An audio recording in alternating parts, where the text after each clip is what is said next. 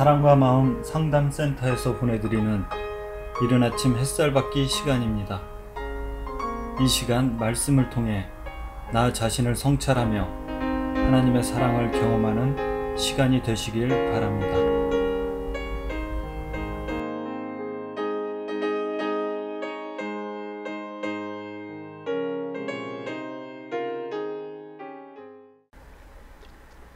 이른 아침 햇살받기 시간입니다. 오늘은 베드로전서 4장 7절부터 살펴보려고 하는데요. 어제 여러분들에게 굉장히 어려운 주제로 말씀을 드렸습니다. 육체로는 사람으로 심판을 받으나 영으로는 하나님을 따라 살게 하려 합니다. 저는 이 4장 6절의 말씀, 저는 개인적으로 이걸 정확히 뭔지 느끼고 갖고 있습니다. 근데 말로 설명할 때 여러분들이 지금 이 상태에 와 있지 않으면 이 말을 알아들을 수가 없어요. 그러니까 우리는 죽습니다. 육체는 죽습니다. 썩어 문드러집니다. 우리가 부활할 때는 새로운 몸을 입습니다. 영적인 몸을 입는다고 성경은 말합니다. 그래서 영으로는 하나님을 따라 살게 하려는 것은 베드로가 선한 양심의 강구, 하나님을 향한 선한 양심의 강구, 육체의 더러운 것을 제어버림이 아니요 하나님을 향한 선한 양심의 강군이라. 이것이 세례다. 그러니까 지금 이런 말씀을 쭉 이어서 연결해서 보면 성경에 나와 있는 줄거리로 표현되어 있는 이야기식으로 되어 있는 그것 속에서 우리는 그 이야기가 그 시대에 있는 역사적 이야기로, 그때 그 시절의 이야기를 바라보는 것이 아니라 오늘 이 시간대를 가져와서 나의 이야기로 가져오는 것이라는 것이죠. 그러면은 세례가 무엇인지를 알고 그리스도가 해주시는 할례가 무엇인지, 성령 세례가 무엇인지, 예수의 피뿌림의 실체가 무엇인지, 이런 것들이 이런 표현, 즉 육체로는 사람으로 심판을 받으나 영으로는 하나님을 따라 살게 하려면, 이런 말씀, 내 존재가 이렇게 하나님을 따라 살 수 있는데 그것이 지금 이 땅에서 영으로 내가 하나님을 따라 사는 거예요. 그 영으로 하나님을 따라 산다는 말의 실체가 선한 양심과 연관되어 있는 겁니다. 그러니까 이게 말로 들어서 되는 것이 아니라 내게 지금 성령의 역사로 조금씩 이것이 돼가는 걸 느낄 때 이런 말들이 느껴지는 겁니다. 오늘은 7절부터 좀 살펴보겠습니다. 만물의 마지막이 가까이 왔으니 그러면 너희는 정신을 차리고 근신하여 기도하라. 2000년 전에 이 이야기를 했는데 아직 마지막은 안 왔습니다. 수많은 이단단체에서 심판이 온다, 휴거가 있다, 별의별 얘기 다 했지만 그 시간들은 다 지나갔습니다. 성경에서 말하는 것은 역사적 시간대에서의 마지막을 말할까요? 성상모라는 이 사람에게의 만물의 마지막 때는 어떨까요? 모든 것이 지구의 종말이 오는 걸 말할까요? 어쩌면 만물의 마지막은 다 와 있어요. 이미 다 죽은 존재의 세상이기 때문에. 이 세상은 흑암의 세계입니다. 여기서 우리는 빛빛 주임을 받아가지고 건져내는 겁니다. 이 건져내면 분리되는 겁니다.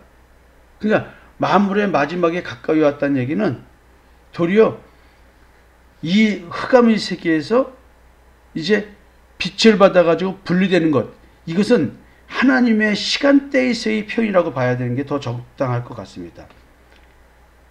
처음과 마지막이 같은 시간대에 있어요. 알파와 오메가다, 이런 얘기 많이 듣지 않습니까? 많이? 자, 만물의 마지막이 가까웠어요. 역사적 시간대가 아니라 하나님의 시간대라고 한다면 창조의 시작이 종말의 시작입니다. 그 사이에 인간의 시간이 있을 수 있죠. 이것을 카이로스, 크로노스 이렇게 용어로는 설명을 하지만 인간의 시간대인 크로노스와 하나님의 시간대인 카이로스라고 표현된 이 용어, 이런 표현들을 좀 이해하면 이걸 알 수가 있어요.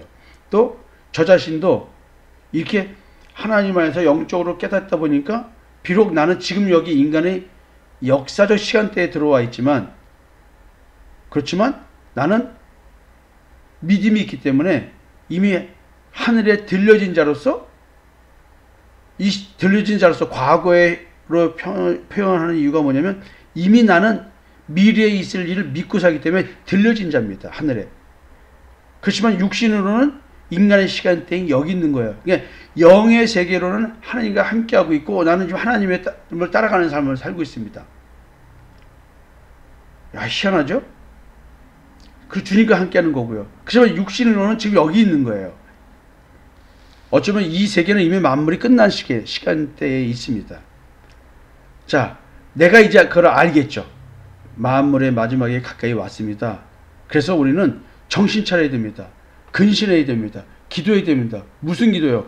먹고 사는 기도요? 성경은 정확히 말합니다. 먹고 입을 게 있으니 족한 줄 알라. 나라에서 주는 구음이 먹고 사도 먹고 입을 거 누가 주순 거 이렇게 입었던 옷 줘도요. 그거 먹고 입을 게 있으면 족한 줄 알라 그랬으니까. 겨울에 춥지 않으면 됐고 여름에 그나마 덥지 않으면 되는 거 아니에요? 성경은 이렇게 얘기를 해요. 그러니까 먹고 사는 거 가지고 기도하는 게 아니라는 거예요. 뭘 기도할까요? 마지막이 됐어요, 만물이. 그럼 무슨 기도를 해야 될까요? 왜 정신을 차려야 될까요? 왜? 이게 그 근신하라는 말, 정신을 차리고 근신하라는 말, 이게 근신하다는 말은 셀프 컨트롤. 그러니까 우리가 나 자신을 내가 통제한다. 결국 앞에서부터 지금 극한 방탕에 다름질한다는 표현이 있잖아요. 사실은 하나님이 볼 때는 영적으로 자기들이 스스로 자기를 만들려고 노력하는 미혹된 상태에서 더욱더 배나 지옥자식 되게 하는 그런 신앙생활을 하는 것이 어쩌면 극한 방탕에 다름질 것입니다. 그래서 셀프 컨트롤이라는 말, 근신한다는 말은 내가 나를 조심하는 거니까 늘 예수 그리스도의 십자가의 대속의 은총 안에서, 믿음 안에서 살아가는 여기에 깨어서 있어야 되는 거예요. 내 마음이 클리어 마인디드, 더러워지지 말아야 돼요. 깨끗한 마음이 돼야 돼요. 이게 정신을 차리고예요. 내 마음이 깨끗해야 돼요. 사실은 예수 그리스도를 향한 진실하고 깨끗한 마음에서 떠나 부패하게 만드는 거. 그럼 내 마음이 깨끗하지 못한 거잖아요. 그러니까 이게 기도한다는 것은 바로 이런 걸 위해서 기도하는 겁니다. 그리고 사도 베드로는 무엇보다도 뜨겁게 서로 사랑할지니라고 말합니다. 뜨겁게 사랑하라. 여러분, 이 사랑이라는 단어도 하나님의 사랑에 대한 얘기를 얼마나 말씀드리니까. 하나님의 사랑은 참으로 아픈 사랑입니다. 왜냐하면 나를 데리고 십자가에서 죽으셔야 돼요, 스스로가. 그리고 우리는 그 하나님의 사랑을 전해야 돼요. 내가 너희를 사랑한 것 같이 서로 사랑하라 돼요. 내가 너희를 위해서 십자가에 죽었으니 너도 그런 사랑을 하라는 거 아니에요? 영원 사랑을 위해서, 영혼을 구원하기 위해서, 생명을 구원하기 위해서 너도 십자가에 죽어가는 아픔을 겪어라. 그러니까 개인적인 영적인 상태에서 너는 십자가에 죽어서 새로운 피조물이 돼야 돼. 새로운 피조물이 된 자는 다른 사람을 위해서 십자가에서 죽을 수 있다는 거예요. 그게 사랑이야. 뜨겁게 사랑하라. 감각적으로 느껴지는 인간의 사랑이 아닌 겁니다. 그러니까 여러분들이 이 사랑을, 그 사랑이 어떤 그 감각적으로 하는 사랑이 아니라 일시적인 감정적인 그런 사랑이 아니라 내가 하나님의, 예수님의, 그리스도의 강권하시는 그 그리스도의 사랑을 가지고 할 수 있는 사랑, 하나님의 사랑, 즉 성령으로 말미암아 하나님의 사랑이 우리 마음에 부음받았기 때문에 그 성령으로 변화된, 거룩하게 된, 믿음으로 거룩하게 된 이 존재의 변화를 가지고 다가갈 수 있는 사람, 죄 용서함 받은 사람, 죄의 집에서 해방되고 마귀 사탄의 사망 권세에서 해방되고 율법의 저주에서 해방된 그런 존재가 하는 사람. 말이 너무 어렵지만 이걸 받은 사람은 너무 쉬워요. 그래서 뜨겁게 사랑할 수 있어요. 저도 우리 주님과 함께하는 교회 성도들을 뜨겁게 사랑합니다. 정말로 뜨겁게 사랑합니다. 왜? 하나님께서 자기를 버리시고 죽이시고 죄의 집에서 해방시켜주는 이 사랑을 받은 자이기 때문에 제가 그걸 할 수 있어요. 그런 사랑을 할 수 있어요. 점점 잘 하고 있어요. 그런데요, 그래서 베드로 사도는 무엇보다 뜨겁게 서로 사랑할지니 이 얘기하고 이어서 말합니다. 사랑은 허다한 죄를 덮느니라. 야, 사랑하는 나의 죄를 덮는 게 아니라 나는 이미 죄 용서함 받은 자예요. 그러니까 내가 말하는 상대방, 그가 나에게 복음 전하는 것 때문에 나한테 어떠한 짓을 한다 할지라도 내가 그 죄가 용서되는 사람, 내 죄가 가려지는 것이 아니라 이미 나는 이미 죄 용서 받은 자이기 때문에 내 말을 듣는 자의 그 원수같이 행할 수 있는 그런 행동조차도, 왜? 율법주의자들은, 서기관과 바리새인 제사장 같은 그런 율법주의자들, 그들을 따르면서 신앙생활을 열심히 하면서 자기의 의를 추구하는 사람들은 믿음의 의를 얘기할 때 자기의 모든 것이 무너지기 때문에 나를 죽여야지만 자기가 죄인이 아닌 게 되기 때문에, 그래서 잘못을 하게 되겠죠. 이것은 우리 교회 공동체에서도 발생하는 일들입니다. 여러분 가정에서도 발생하는 일입니다.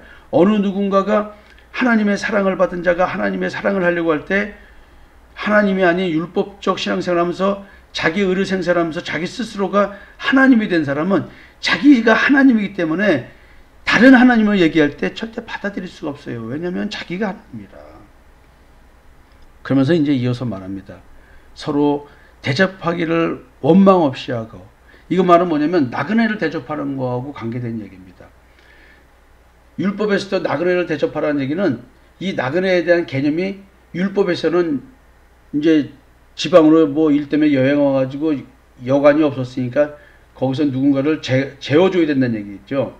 이제 그런 의미지만 그걸 통해서 뭘 깨달으라고 하는 거냐면 영적인 나그네. 우리가 예수 믿는 자가 이 땅에서 나그네가 될 수밖에 없는 거죠. 왜냐하면 이 땅은 흑암의 나라고 마귀의 나라고 우리는 여기서 건져짐을 받은 자예요. 그러니까 나그네야. 이 나라는 흑암의 나라고 우리는 빛의 나라에 살기 때문에 이 나라가 우리 나라가 아니야. 그래서 나그네야. 그래서 그 나그네를 이렇게 설명했잖아요. 하나님 아버지의 미리하심을 따라 성령이 거룩하게 하심으로 순종함과 예수 그리스도의 피뿌림을 얻기 위하여 택하심을 받은 자들.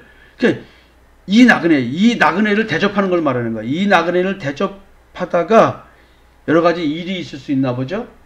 그래서 나그네에게 사랑을 베푸는 얘기라고 단순하게 잠자리를 제공하거나 먹을 걸 제공해 준 것이 아니라 그들에게 복음을 전할 때 그들이 아니 이 사람 말이야 아무리 당신이 나한테 먹여주고 재워준다고 해서 무슨 말도 안 되는 소리를 하면서 나한테 그런 걸 받아들이라 그래. 무슨 예수가 그리스도야, 무슨 보내주신 하나님의 아들이야, 그 말도 안 되는 소리 하고 있어요. 아 진짜 이거 참 하면서 이제 그 베풀어 준 것에 대해서 뭐 받아들이는 쇼라도 하는 것이 아니라 그냥 이런 공격을 할 때 아 내가 괜히 뭐 재워줬나, 아우 짜증나, 이렇게 할 수 있다는 거죠. 괜히 말했나, 뭐 별의별 생각 다 들 수 있겠죠. 망신당하면 기껏 재워주고 밥 주고 물 주고 발 닦아줬는데, 야 참 이거 또 한편으로는 이런 것도 있지만 또 나그네라는 말씀은 뭐냐면 복음을 전하기 위해서 나그네 된 자들이 있어요. 그러면 진짜 예수를 믿는 사람들이라면 그 복음을 전하면서 스스로 나그네가 되고 핍박을 받아서 여기저기 쫓겨다니는 사람들한테 뭔가를 해주는 것이 믿는 자의 당연한 바라는 거예요. 그러다 보면 우리가 다 인격적으로 훌륭한 사람이 아니잖아요. 복음은 맞는데 그 사람은 좀 까탈스럽고 좀 문제가 있어 보이는 사람일 수도 있어요. 저는 저 스스로도 나는 그런 사람이 아닐까라고 생각을 해요. 왜냐하면 저도 군 출신에다가 그리고 목회를 하니까 어찌 보면 세상에서의 보편성이 많이 떨어진다고 스스로 생각을 하고 살거든요. 그래서 여러분들보다 제가 보편성이 떨어질 확률이 높은데 이만큼 이제 사회생활을 하다 보니까 많이 보편성이 생겼죠. 근데 우스갯소리를 말하면 여러분들이 저보다 보편성이 더 없는 것 같아요. 자, 하여튼 여러분, 이게 나그네를 대접한다는 것 속에서는 두 가지 의미가 이렇게 있어요. 그 다음에 이제 각각 은사를 받은 대로 하나님의 여러 가지 은혜를 받은 선한 청지기같이 서로 봉사하라. 나그네를 대접하는 것 원망 없이 하라고 하는 거예요. 그러면서 하는 게 뭐냐면 또 청지 얘기를 하네요. 하나님이 주신 각양 은사가 내게 있대요. 또 나뿐만 아니라 여러분들에게도 상대적 비교를 하지 않은 상태에서는 다 주신 은혜가 있어요. 그 은혜를 가지고 서로 봉사하는 거야. 여러분들이 서로 봉사를 하는데 세상적인 가치관으로 바라보면 저 사람이 더 좋아 보이는 걸 하는 거야. 여러분 만약에 상담 봉사를 해요.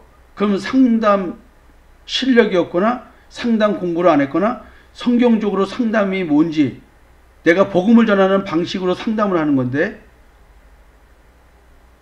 또 우리는 성경을 누구한테 알려준다는 것 자체가 사실은 카운슬러로서의 태도를 보이는 거예요. 이게 아들러의 그 미움받을 용기 2권에 나와 있는 내용이기도 합니다. 자, 여러분들이 갖고 있는 은사, 하나님이 주신 봉사라고 주신 은혜, 은사. 근데 이게 내가 지금 그걸 갖고 있는 청직이에요. 그걸 쓰는 거예요.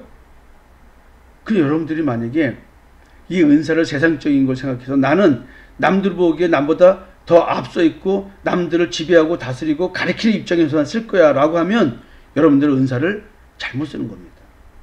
은혜를 맡은 선한 청지기가 아니고 악한 청지기인 거예요. 왜? 탐심과 정욕, 내가 인정받고 잘난 인정을 받기 위해서 은사를 쓰려고 하니까 그건 하나님이 주시는 은사가 아니에요. 우리는 섬김의 은사예요. 큰 자가 섬기는 거예요. 섬길 줄 모르고 섬김 받으려고 하는 자는 이미 사랑이란 단어에서 멀어 있는 자입니다. 만일 누가 말하려면 하나님의 말씀을 하는 것 같이 하고, 누가 봉사하려면 하나님이 공급하시는 힘으로 하는 것 같이 하라.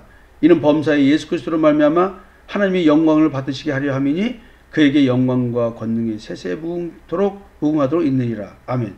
자, 여러분들이 내가 누구한테 봉사하고 누구를 섬길 때 내가 뭘 했네라는 자기의의가 생기고 그다음에 나를 알아주지 않고 인정해주지 않으면 피의식으로 가는 것, 이것은 하나님의 영광을 가로막는 겁니다. 저는 여러분들에게 담임 목사로서 당당히 요구하겠습니다. 선한 청지기가 되십시오. 내가 뭘 한다고 생각하지 말고 당연히 할 바를 하는 거라고 생각하시고 섬기십시오. 잘난 체하지 마십시오. 인정받으려고 하지 마십시오. 나를 드러내려고 하지 마십시오. 자기 의를 생산해내서 피의식으로 하지 마십시오.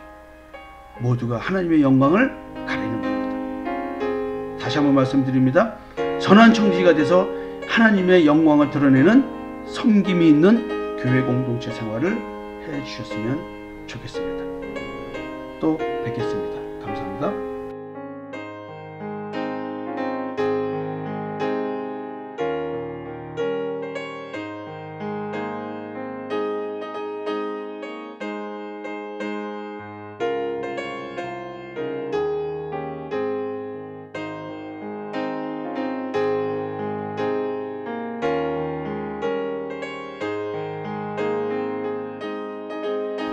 지금까지 사랑과 마음 상담센터에서 보내드리는 이른 아침 햇살 받기 시간이었습니다.